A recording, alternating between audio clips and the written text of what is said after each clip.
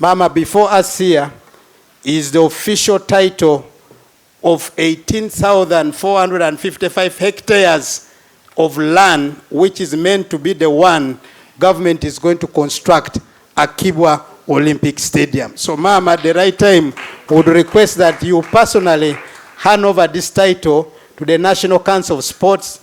By law, they are the ones who are meant to hold these properties of all sports infrastructure. So, Mama, that box, we had to tick it as per the requirement according to the guidance of the Attorney General.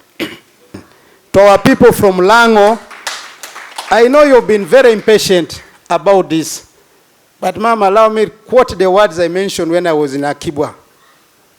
I told them the NRM did help our people from Lango and where I come from at the time when we had insecurity.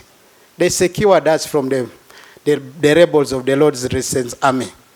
They never believed that this stadium would be constructed.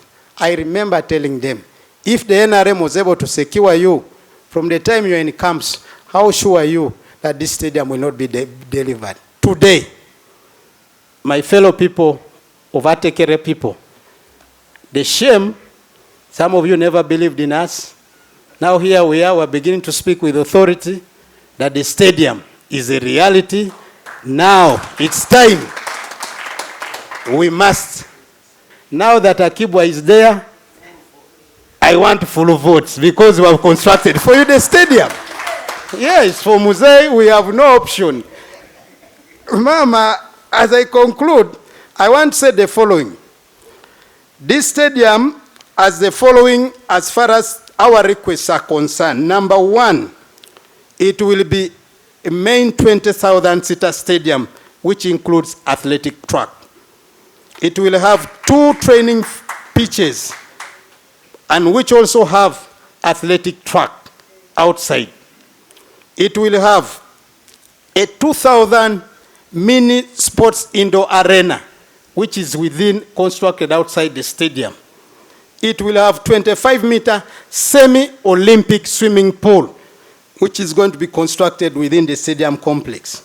It will have outdoor stadium basketball, netball, for purposes of our children who will be training in that area. It will have mixed-use open and closed car park, which accommodates 1,000 cars within that complex.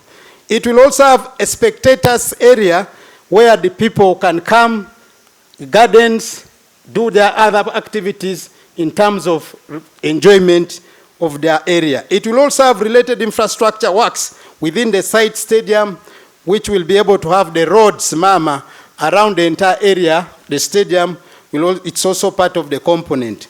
Mama, it will have exterior works, hard and soft. Landscaping will also be done. A perimeter wall fencing will also be done and security system. We will also provide a borehole. We will drill a borehole to reduce on the cost for water for purposes of maintenance of the stadium. We will have a clubhouse. Mama, when we talk about the clubhouse, this house is entirely meant to facilitate for the management and operations of the full stadium. Then it will also have 60-room hostel within the stadium. Then we shall also have about 5 pitches aside within the stadium. So, Mama, and all facilities will be fully furnished. So that is Akii Bua Olympic Stadium. Friends, this is going to be the state-of-the-art facility within the city of Lira.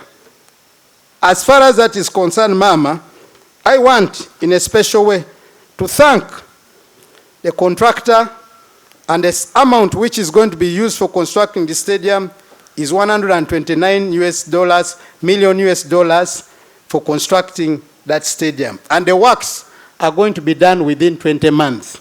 So, from today, to our contractor, your time has come.